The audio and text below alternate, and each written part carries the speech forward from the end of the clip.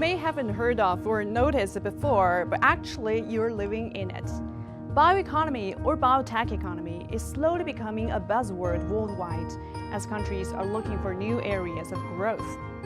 Biological resources are living creatures of all kinds. They include trees, plants, animals, fish, and even microbes. The bioeconomy we're talking about here is economy using these resources to convert them into food, feed, bio-based products, or bioenergy. Why has it gained so much attention all of a sudden? The impact of innovation in biological science is profound and revolutionary. It could transform economies and societies, helping to tackle global challenges from climate change to pandemics. The concept of bioeconomy is relatively new. It only became popular in the mid-2000s. It is estimated by McKinsey that as much as 60% of human physical inputs to the global economy could be produced biologically. So it is fair to say that research into biological technology would definitely bring about meaningful changes across economies and societies. Actually, the direct economic impact of bioeconomy could hit up to $4 trillion a year over the next 10 to 20 years. Who are already in the game? In 2012, the European Union issued its bioeconomy strategy and its action plan. Also in the same year, the US publicized its national bioeconomy blueprint during the Obama administration to unlock growth potentials driven by biological sciences. Simultaneously, other countries and international organizations developed their own approaches to the economy. China has long been tracking the development of the sector and has been playing the catching up game. In May this year, China's top economic planner, the National Development and Reform Commission, unveiled China's very first bioeconomy development plan. According to the plan, by 2025, China will accelerate the development of biomedicine, biological breeding, biomaterials, bioenergy, and other industries to enhance the bioeconomy in scope and strength. Inarguably, bioeconomy is the future economy. Building up R&D strength in bioeconomy also needs to be confluent with the cutting-edge technologies in computing, automation, and artificial intelligence.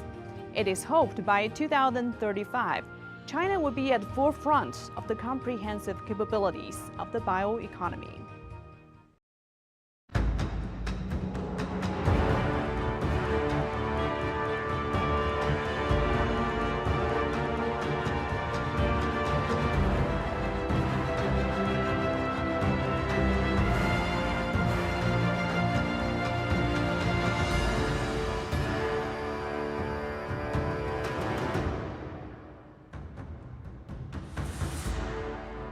Everyone, and welcome to this edition of Taking the Pulse of Chinese Economy live on CGTN's new media platforms. I'm Guanxing in Beijing.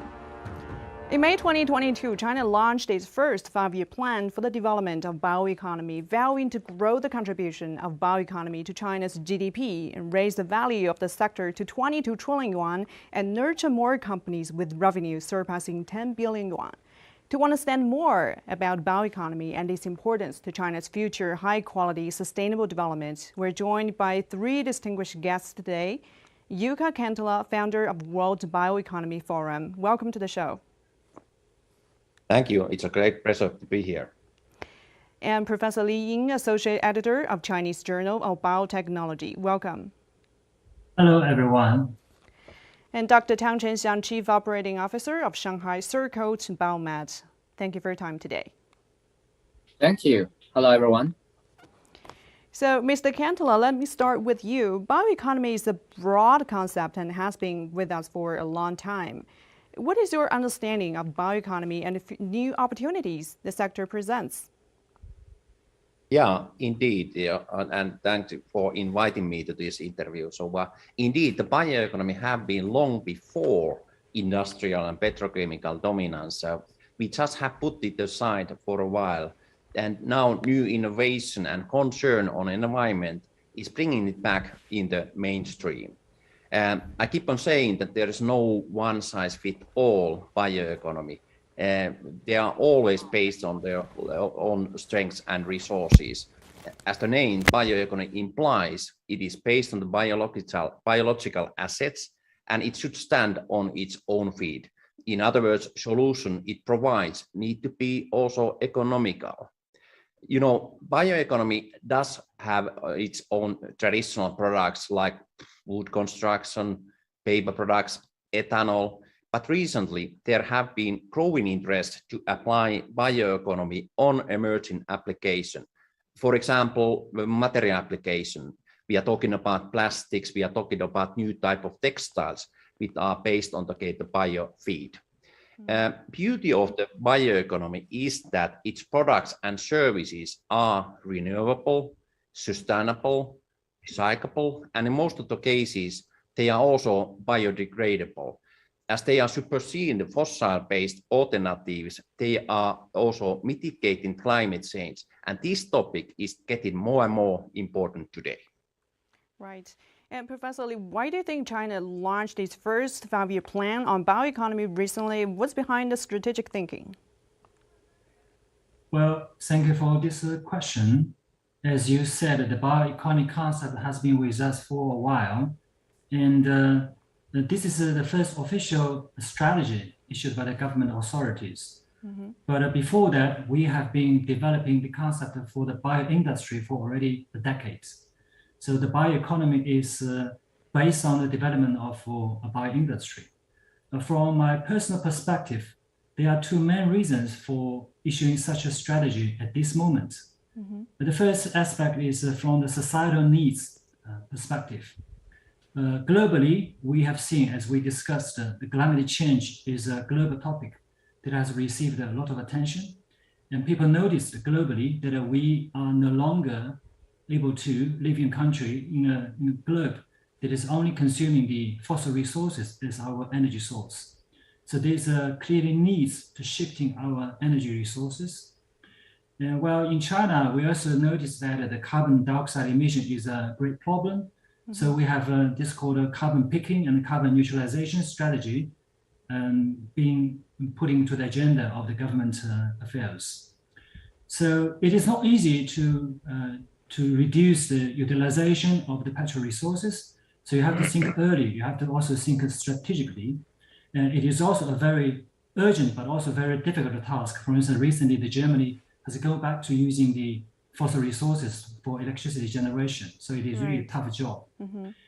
And so in these circumstances, we really need a new driving forces if we do not use petrol resources as the main driver for the industries.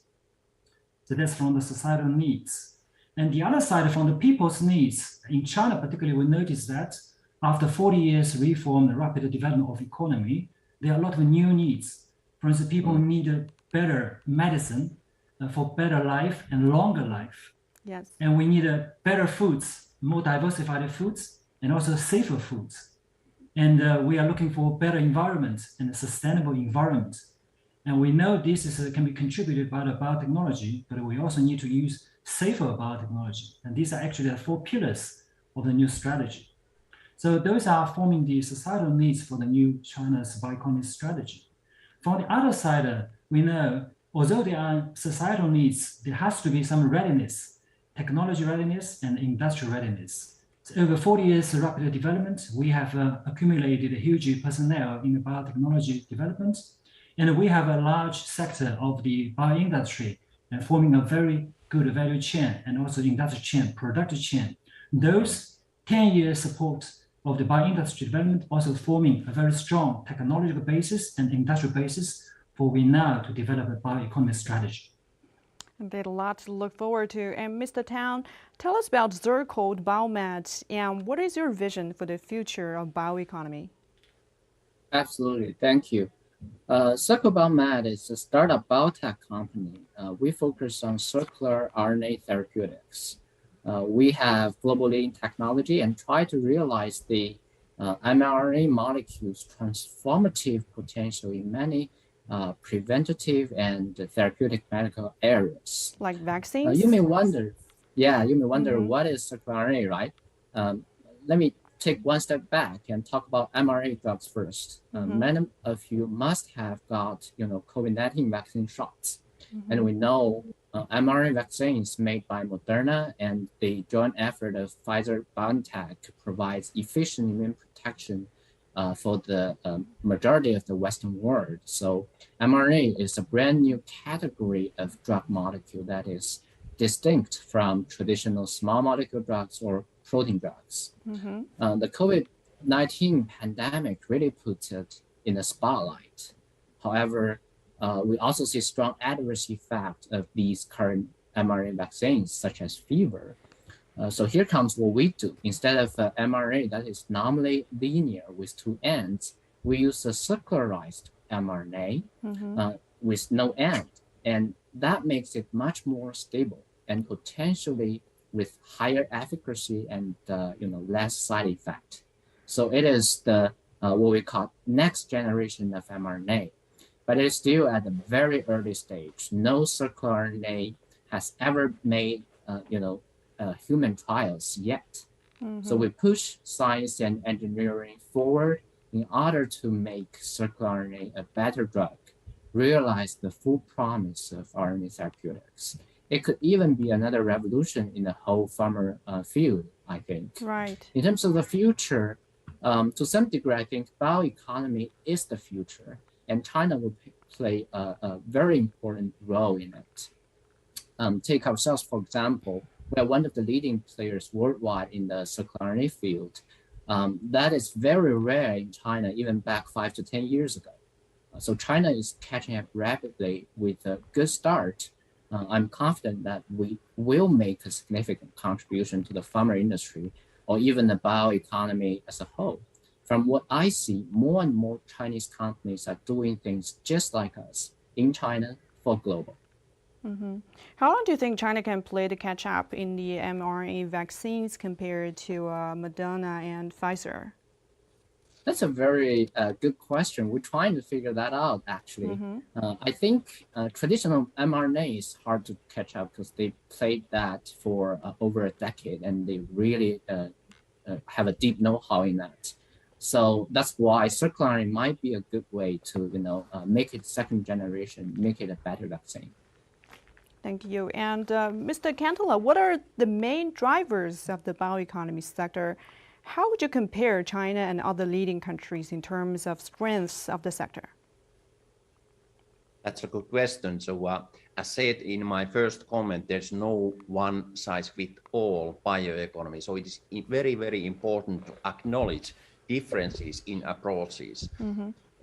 Surely China is having its own model in the bioeconomy. There has been in the past that very much focused on the biotechs, but in the recent times, that was described by Professor Jin, that there's a more, let's say, holistic approach that is seen as an entire sector, that what can it bring to entire society and its economy. So this is that bringing all the benefits what the bioeconomy can provide. I do see there are some differences that the continent to continent. So as we described it in the beginning, that in Europe, Europe already EU announced its biostrategy 2012, and it has evolved since. And in Europe, it is so that there is a focus on the circular bioeconomy. And on top of that, there is a focus on the cascading use of all resources. So it has evolved ever since. And there's also interest value-added products. In other words, to do more with less. When it comes to Latin America, the bioeconomy is emerging. We do see there already some biostrategies which has been recently launched, like in Brazil or like in Uruguay, which is working on it. So it is becoming an issue, and they have these vast resources of the biomass. So the nature of the bioeconomy, it's a bit different than it is in Finland or whether it is in China. When it comes to North America, that was said that US announced their let's say bioeconomy blueprint 2012, and it has been very much focused on the biotech, and seems to be that they are also moving to that direction, that they like to gain a more holistic approach on the bioeconomy. So all in all, I think that it's very, very important to having the bio strategies in place, because it is showing that, okay, it is appreciated, it's part of the economy of that region. Well, thank you for giving us a full picture of global development in the sector. And Professor Li, what do you think about China's competitive edge in biotechnology research and development? Well, thank you. This is a very good question as well. For biotechnology, we have conventional biotechnology and a modern biotechnology. The conventional biotechnology has been with us for more than 1,000 years, including the brewing industry.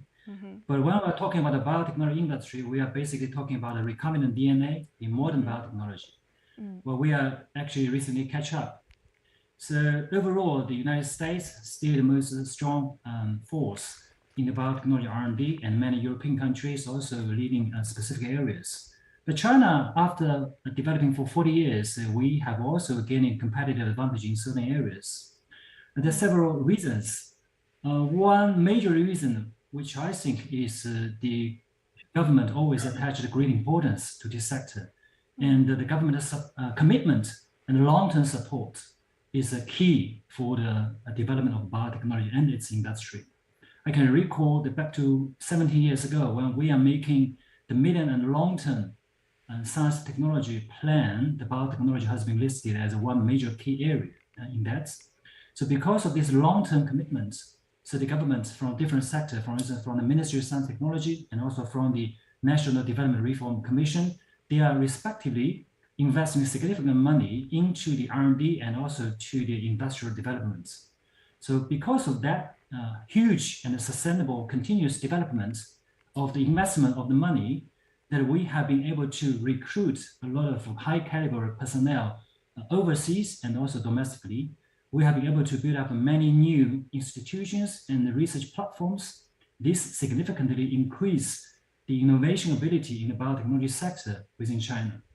Because of that continuous investment, so now the Chinese scientists have making great breakthrough, for instance, in brain science, in the stem cell, in genomics, in synthetic biology, and also in the development of medicine in prevention and control of the major infectious diseases and the chronic diseases, and also the hybrid rice and also the breeding for the agriculture. And also, I'm very excited to learn the progress of Dr. Tang and his new company on the circular mRNA, which is also a great science for that. So this is from the government long-term commitment. From the other side, China has a greater demand for the biotechnology products because we have a huge population. So people, as I said, we have needs for longer life and better life. This naturally drives the needs for the medicine industry, and we have a needs for the food and the environment. This also naturally drive the development of the agriculture and industrial biotechnology. So taking forward, looking this long-term government support, and not only from the national government, but also from the provincial and the local governments, and also the continuous increase of the high caliber talents, and also the enthusiasm of the capital, including the societal capital and the industrial capital, will form the basis for us to put this bioeconomy to a great future. It's very exciting development. Mr. Tang, the size of bioeconomy in China is predicted to reach 2.2 trillion yuan, according to the latest 5-year plan. What growth drivers do you see for this? Yeah, well, at first glance, I'm pretty excited and amazed by that number. And given second thought, I think it is likely to come true, driven by, of course, both supply and demand. On demand side, actually, Professor Li just talked a lot about it. I think I'll just briefly touch on it because, we see an expansion of existing demand by asking for better quality of life. And, we also see an increase, driven by new demand. Because I will give you an example. Nobody knows they need a cell phone before cell phone is invented. And along the way, we will invent a lot of demand, and that's an important increase of the demand side, I would say. And from the supply end, Ms. Li also touched, Professor Li also touched it a little bit, and I will go a step further, I would say. I think 4 main factors are critical. The first one is basic research, because they are indeed where the innovative technology comes from. They are the ultimate source of it. And the second one is fundings. Fundings, and now we have multi sources of fundings, not only from government, but also, and more importantly, in my opinion, from the private sector. They're flooding into the bioeconomy, and the entire venture capital and private equity system is getting more and more mature. That is vital to incubate small companies like us for innovative and disruptive innovations. Despite the fact that venture capital investment in China is cautious recently, I think. Yes, indeed. We feel the winter is coming, but it's not that bad, because there will always be bubbles, and now I think the bubbles are getting away, and the real innovative technology can still get funded well. Right. Yeah, that's about the funding part. And the third part is about talent. I think Professor Lee talked about it a lot. And indeed, China is the largest pool of the talent for a long time already. And last one, we are talking about national policies, and policies to some degree is one of the most important factors in booming the economy, and we are getting that. So taken together, I think combining technology, funding, talent, and policy will make lots of amazing things happen. Indeed. And Mr. Cantala, many countries have kicked off their own roadmap for bioeconomy, as you mentioned earlier. What do you think about the potential for international cooperation in the sector? That's a good point. That I think it is essential, and it is a must that that we can always learn from each other, even though surroundings and circumstances do differ. So collaboration and learning together is also one of our cornerstones within the World Bioeconomy Forum, where we are bringing together insiders, experts, and other stakeholders of the bioeconomy around the same table. For example, we are very pleased that Professor Lee will attend to our next forum in September, where we are bringing the ones who have conducted the very latest biostrategy. So thank you, Professor Lee, on that. So we are organizing this kind of, let's say, occasions, and all our events are organized according to 4 pillars. I think it is a bit resemble that what Mr. Tang was then talking about, that they are different type of stakeholders, and they do have a different language within that stakeholder group. So that's the reason within the World Bioeconomy Forum, we have organized all our events according to 4 pillars. So the first pillar is about the bioeconomy, people, planet, policies, where we are having a look from the policy perspective, from the regulator perspective, how they can enhance the developments of the bioeconomy. And for that, we are organizing like a panel, and as said, Professor Lee is also attending to that. And also there are members from US, from Europe, from Finland, who has just conducted the very fresh biostrategies. The second pillar, which is also very important, you always need to have a business sector engagement. And that's the reason we have named the second pillar as a corporate leaders and financial world. And we have noted that also the financial world do find this approach very attractive, because it's easy way them to get the quick picture what's up in the bioeconomy. So we are learning also together with them.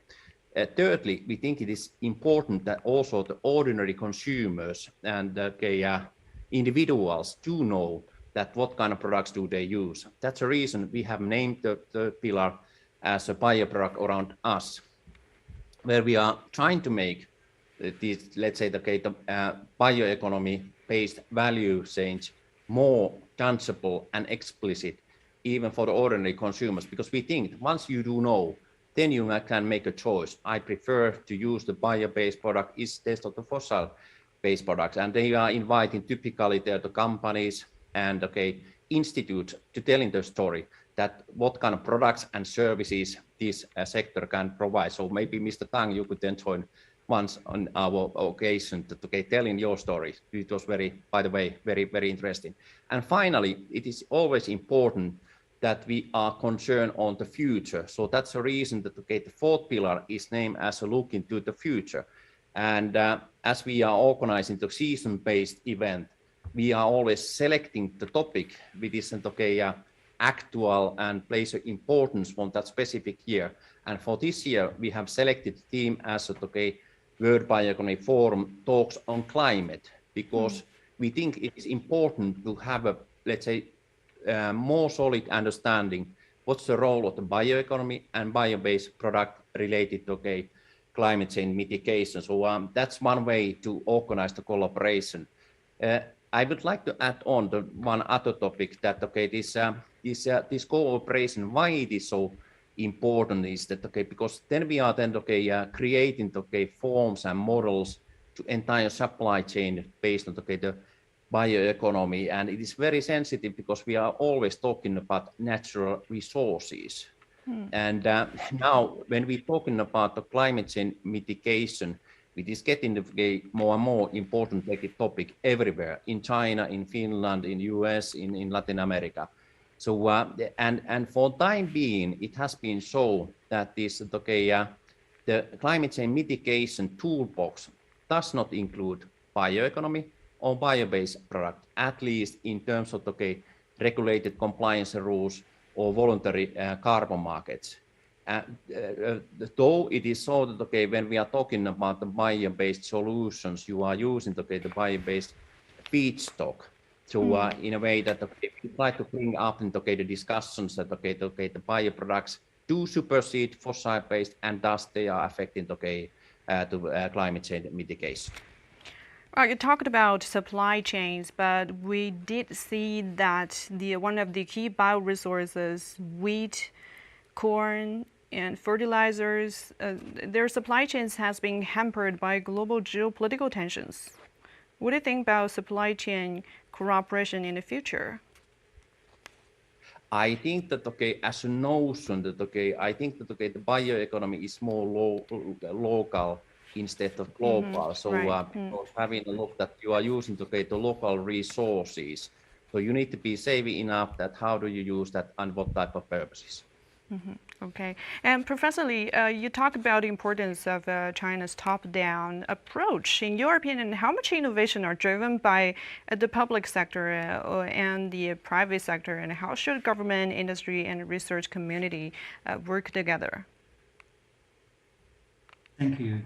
It is clear that the governmental driven research is a typical feature of the R&D in present China, not only in the biotechnology sector, but also in the other high technology sector.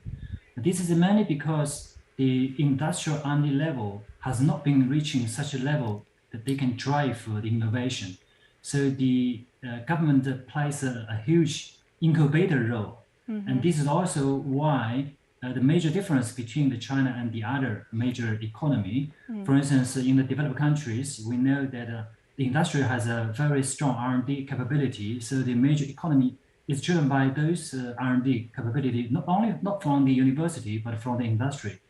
But although we have been experiencing very rapid growth, the industrial R&D ability and also the innovation ability is still overall, I would say, relatively weak, although catching up a lot in this case. So there's still a long way to go for incubating the innovation ability of the industrial sector. And within the bioeconomy strategy, we know under this policy and different provincial government and local government has been actively implementing. I know several governments, provincial government are making detailed implementation plans. So they are really most active factor for driving the bioeconomy.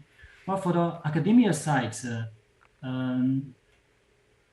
quite a diversified opinion on that. So many people are still doing research for publishing scientific papers.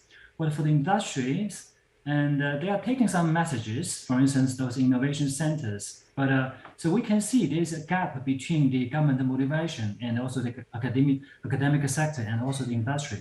which means we still need to do a lot of efforts to bridge the gap between the government, academia, and industry. I just want to list two examples, which, for instance, one is the synthetic biology. I would also call Dr. Tang's company is also in the big synthetic biology field. Well, you mentioned about the venture capital's attitude, which is a little bit cooling. But in the area of synthetic biology, it is pretty hot, I would say. And also the students, which in general, they're difficult to find a job in different sectors, but they can get a good pay in the sector of synthetic biology because a lot of private investment going to this field. So which I touch on this point is because previously, 10 years ago, most of the synthetic biology-related research is only conducted in university and research institute in China. But now, because of those venture capital and also the private equity, and this another strength, which is the entrepreneurship being funded. So forming another strength to adding up the R&D capability to this sector, which I agree very much with Dr. Tang, is very important because without such a strength, and the university and institute's staff may feel the same as before. So, but now they feel a little bit worried. So we need to also work harder to catch it up.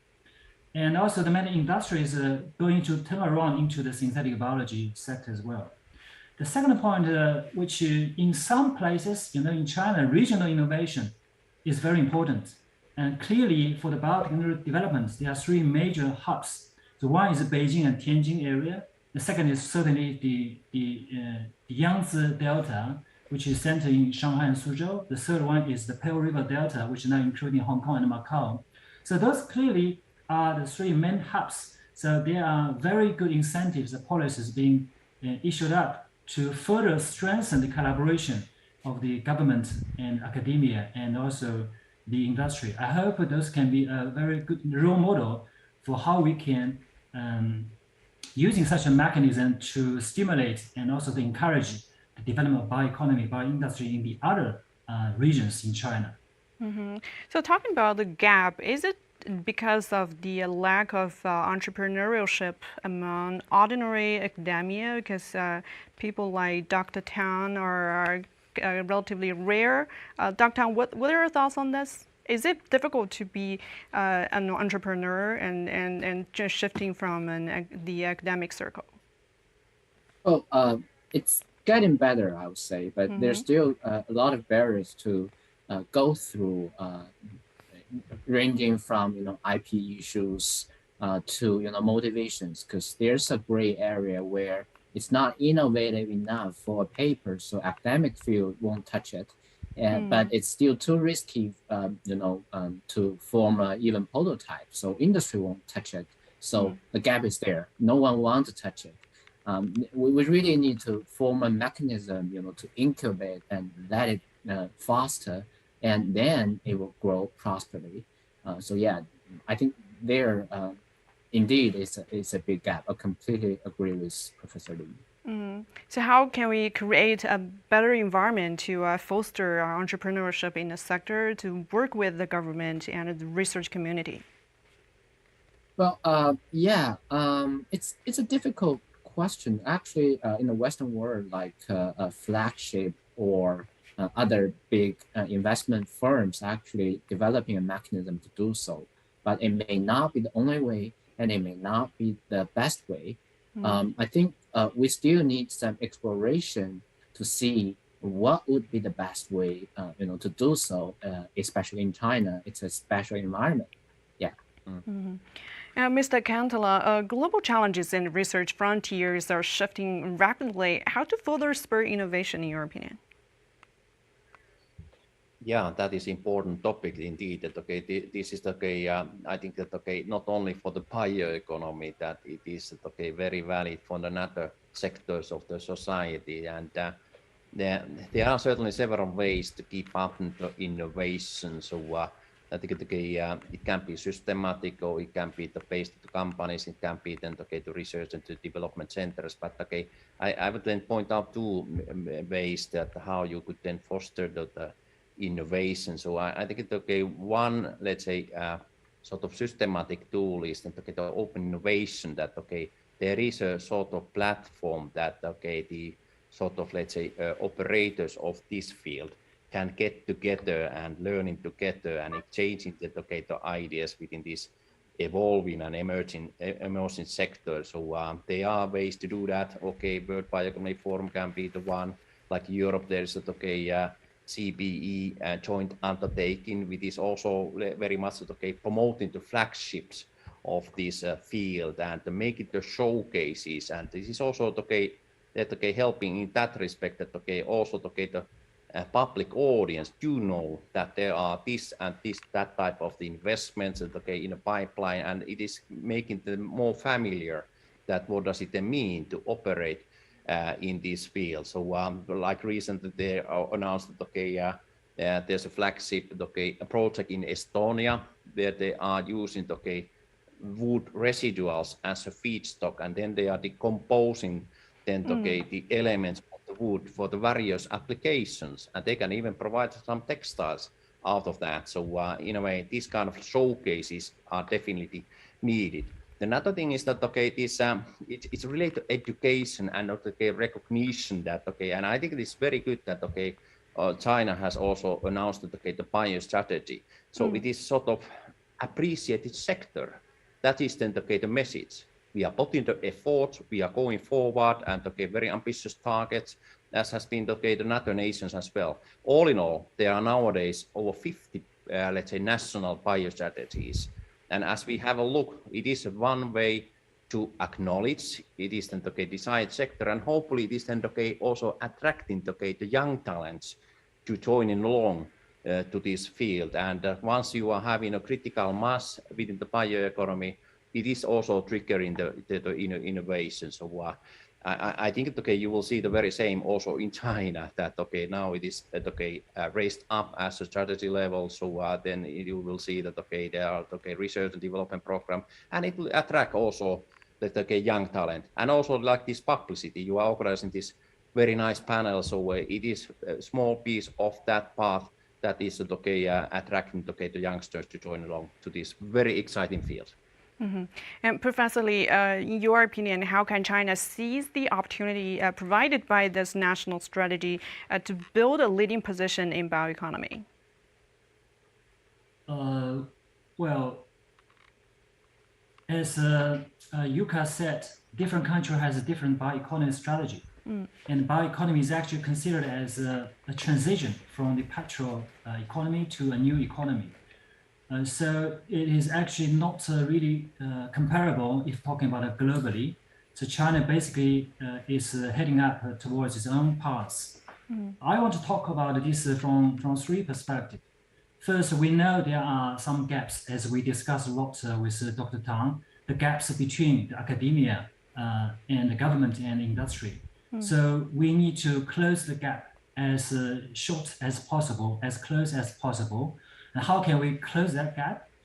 Also touched by Dr. Tang, the capital is one flow which could help the government and academia and the industry to close the gap. The other side is information. Information, we think these are information gap between the governments and academia and the industry. For instance, this show today is very important to close a little bit of the gap from the public audience to the gap of the national strategy. So we need a lot of more activities like today. So we need to combine the capital, the money flow, and the information flow, so we can better close the gap between those sectors, which means we need a lot of services in the biotech sector. Compared with, for instance, movie industry and IT industry, the service industry in this sector is very less, not very well developed. So I think this is the number one. Number two, for the bioeconomy, we need some milestone or breakthroughs. We are living still in a petrol-based economy because we are using petrol to driving our car, although we have a lot of electricity car in Beijing and in China. But we're using a lot of plastics. Majority of the plastics are from the petrol resources. And we are burning the coals for our energy. And so once the general public they need to have a shift understanding. So where is the real bioeconomy? This means we are using biofuel for driving our cars. So we are using, for instance, PLA, the polylactic acid, making our clothes. So we are using on a daily basis the plastic bag, which is degradable, which is made from the corn, but not from the petrol, the ethylene itself. So we need those things which are closely associated with our clothes, our food, our living, our daily life, and medicine is certainly one of the bioeconomic products. And those milestones has not been publicly available yet. So I would say if China could catch up to make a few very big breakthrough, for instance, we can use a million tons of bio-based plastics, we can use 10 million tons of biofuels, so people would have understand, okay, this is a bioeconomy coming. But now majority of the people have a sense of the bioeconomy is because we often need to do nucleic acid test. That's something very related to the biomedicine side, which is also very important. The third is we need to accelerate the commercialization speed of the cutting edge technology. For instance, the technology that owned by Dr. Tang and his colleagues, and which if we could commercialize combining the authority of the government, technology, and academia industry, that's very important because as I also agree with Dr. Tang, it may not only be used in the medical sector, but may creating new demands for this new technology for the health sector in general. And another example is the one research outcome that we have been achieving for the synthetic starch from carbon dioxide, which you may heard about that, and that is last September. So if we could develop or rapidly commercialize this technology into practice, they're really making starch from CO2 without a photosynthesis, and that's really a breakthrough for the coming of the bioeconomy. Indeed, we didn't expect nuclear tests become such a big business, talking about new demand, but they're also the huge importance for mRNA vaccines and possible cures to this pandemic. And Dr. Tang, can we expect trillion yuan company evolving from the bioeconomy boom in the country in the future? Well, this is a tough question. It is certainly not easy. For a company to reach that level. To my knowledge, I actually did some research. There are only around 60 trillion yuan companies worldwide as of today. They're all legendary companies like Apple and Amazon. But on the bright side, close 20% of these companies are in the healthcare sector. And almost all of which are multinational conglomerates, such as J&J, Pfizer, you name it. Unfortunately, there are no Chinese bio companies there yet. Yes. But we do see hopes, like we know Mindry, a medtech company, Wuxi AppTech, Wuxi Biologics, they are CRO, CDMO companies, Henry Medicine, a pharma company. They are leading companies in their own sectors. And their market cap are, around multi-hundred billion company, and they still have a rapid growth now. So given more time, they will get there, I think. But what's more exciting is that we want to see, and we probably will see, lots of small companies with disrupting technologies emerging and become a huge one. They could be the next generation of what I would say greatness. I certainly hope Circle Biomat is one of them, but it takes a lot of collaboration we just talked about and supporting from government and the private sector, etc. I think that the future is bright, but we need to work hard on it. Mr. Candela, how does bioeconomy's future development align with sustainability goals?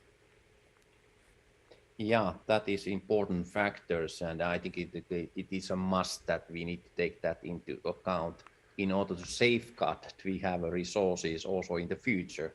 So we just need to operate according to sustainable principles. In other words, take into account environmental, social, and economical aspects. It is always a balance between these three factors, and I do see that there is a role when it comes to individuals, when it comes to companies, And when it comes to societies, and I'd like to open that a bit, that, you know, okay, when it comes to individuals, how you or me can, okay, influence on it is that, okay, that okay, once you do know that what's then, okay, the feedstock of your material, whether it is a textile, whether it's by, okay, Mr. Lee, or whether it is the plastics or whatever you are using in everyday life, that, okay, once you do know that there is this bio-based solution, hopefully you can go to that direction. Your preference in the long run can be based on the bio-based solution.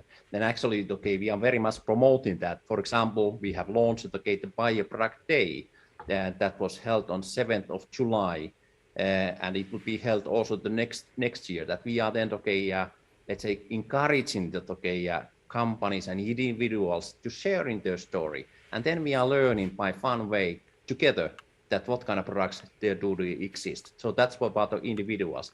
When it comes to companies, so that, okay, with the companies you can have a systematic approach, meaning that, okay, whatever resources you are using, you are respecting certificates or other norms, which are sort of, let's say, inbuilt mechanisms that you are operating according to, okay, the sustainable principles.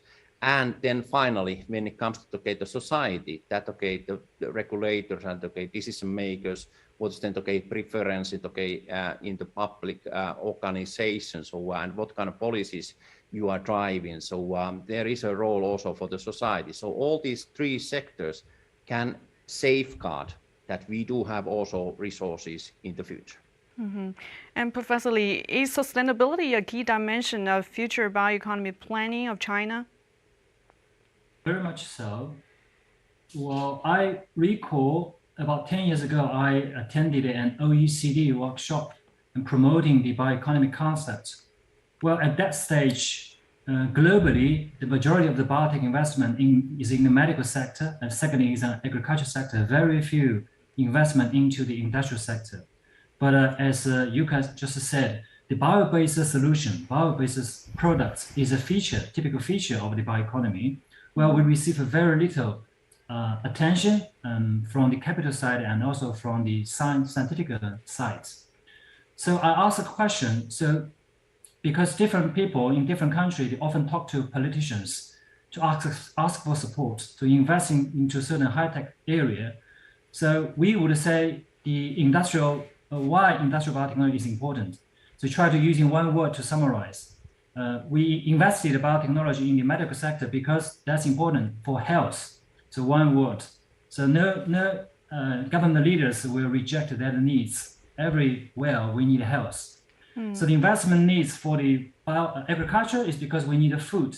And no government leader will reject that needs. And why we need industrial biotechnology, we need a bioeconomy, is because what? So people discuss a lot, people said a lot of different answers, but we come up with a solution with an idea was, which is the sustainability. However, the sustainability is kind of, you would have a different understanding at a different occasion, different environments. If the people there is still in a position of hunger, you ask them to develop a sustainable solution for societal development may not be realistic. We know that Europe is a place where the sustainable development has a huge supporter, but Germany still turns to using the coal. It's because they still need energy, and where the green energy cannot fulfill the demands. So this means we cannot leave the present societal needs to talk about sustainability. And now in China, we have a better understanding of the sustainability because we are encountering many pressing needs for the environmental degeneration, etc. But back to 10 years ago, when we don't have such a good economic development, people have a less understanding of the sustainability. So it is the right time to promote the sustainability as the key driver of the bioeconomy. So that's from one point.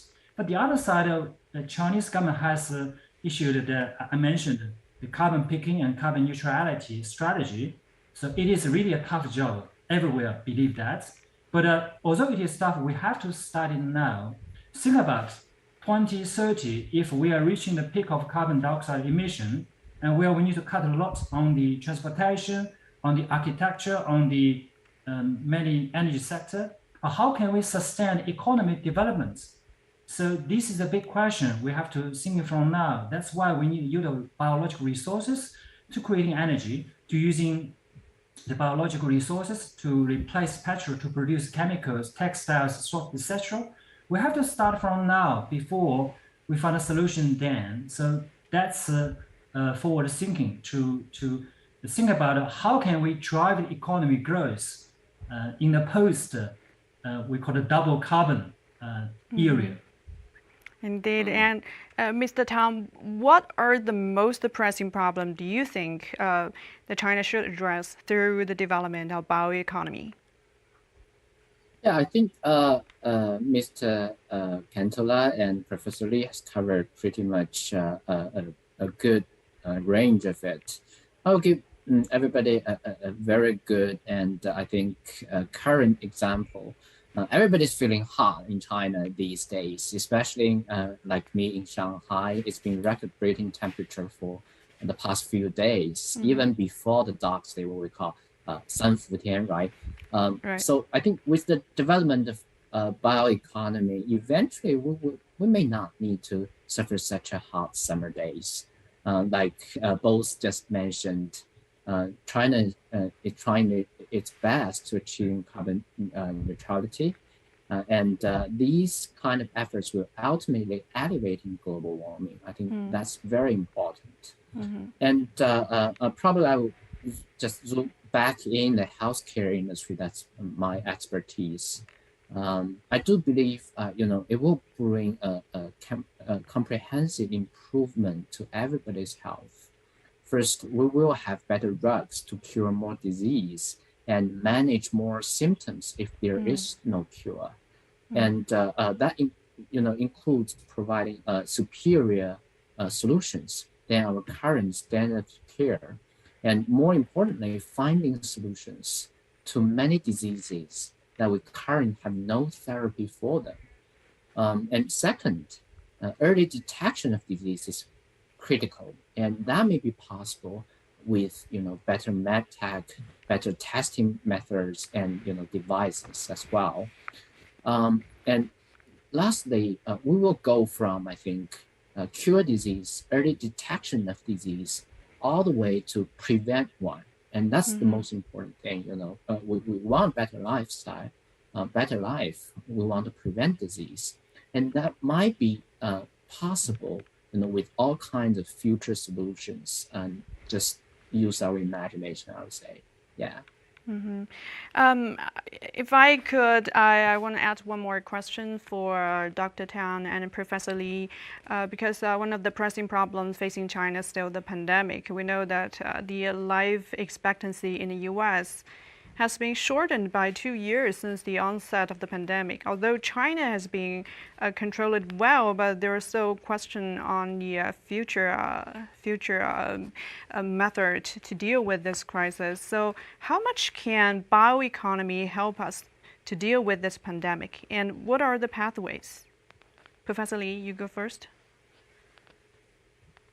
Well, that's very difficult question to address because nobody can predict the future. But this is something for instance, when the climate is changing, we may have more different viruses coming up, which you never know before. So this is always a cat and mouse game for that. So what I would think about is we keep the biodiversity good. So the biodiversity, if the biodiversity is changing and the balance is broken, and the broken line, so we have to think about, as human being, we are working with nature. We should working with the nature harmoniously, but not try to conquer the nature. If you try to conquer the nature, and nature has a great power that you never know. So this is one learning that I learned from this pandemic, because you never know such a small virus can just describe all the globe and killing thousands, even millions of people's life. And so this is just one example. You can never predict there will be no other virus which have even stronger virulence than this one. So I think we have to live in borders, keep living in different borders, and try to keep biodiversity, which is a general understanding for the COP 15, which is held in Kunming, Yunnan last year. And so that's why particularly we need to develop bioeconomy, because we are trying to break the globe already seriously. So we try to maybe using synthetic biology to rebuild the biological resources that previously we harbored from the nature. So for instance, the medicines from the plants. So we try to extract the medicine plants from the plants in the nature. And so we need to either to deal with the wild plants, or we incubate a lot. But now we are able to produce those medicines in the fermenters using the synthetic engineered microbes. And so leaving space for the nature to be nature. And so we're leaving those fossil resources still on the ground. So we're using sunlight, so which we see that we are not using the past carbon, we're using the present carbon. So we are able to back to maybe the original life 10,000 years ago, our ancestors living, that we are living actually in a good way with the nature. So I would say to prevent a future pandemic is to respect the power of nature and create a way to deal with nature harmoniously through bioeconomy. And that will give more emphasis on sustainability goals. And Dr. Tang, your thoughts on this? Yeah, I think for the current pandemic, there are two most important factors that we should pay much more attention. The first one is prevention, that namely is the vaccine. We need to keep vaccinate more people, especially the elderly, since they are the most vulnerable ones. That's the first thing. And the second thing will be the medications, antibody and small molecule drugs. When you get it, you don't suffer from it. That's another factor. And for future pandemic, I think Professor Lee I completely agree with him. And I think we will be better prepared since our, both medicine development and also prevention and monitoring system are getting better and better. Facing this pandemic, we are much better compared to the SARS pandemic. So I'm hopeful that we'll get much better. Yeah.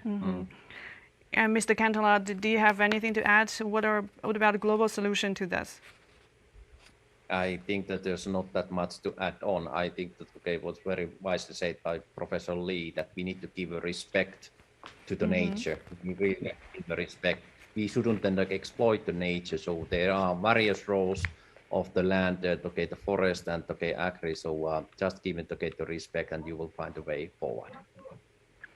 Great. Well, thank you. So thank you all so much for your great insights.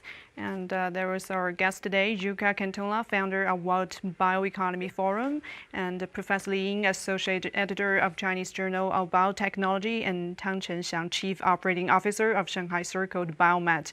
And that's all the time we have for today. And you're watching this special edition of Taking the Pulse of China's Economy. Thank you for being with us. Until next time, bye for now.